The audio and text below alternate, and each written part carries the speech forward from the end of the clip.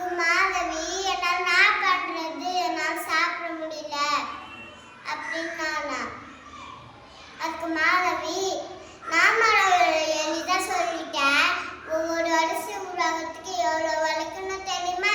அதெல்லாம் எனக்கு தெரியாது, உனக்கு மட்டும் தெரியுமா? எனக்கு தெரியும் அப்படின்றார் மாதவி. எங்க தாத்தாவும் பாட்டியும் விவசாயிங்க தான். எங்க வீடுமுடியில ஊருக்கு போய் ஓரளவுக்கு பார்த்துருக்கேன், எனக்கு ஓரளவுக்கு தெரியும் அப்படின்றார் மாதவி. நெல்பயிர் வளர அதுக்கு அப்பப்ப நீர் பாய்ச்சணும், அதுக்கு அடுத்தது உரம் போடணும், அது கொஞ்சம் வளரும், அதை பயிர் பாதிக்கும், அதனால் அந்த களைகளை எல்லாம் பறிக்கணும், அதுக்கப்புறம் அறுவடை செய்வாங்க. அதுக்கு அடுத்தது அதுதான் நெல்மணிகள் கிடைக்குது.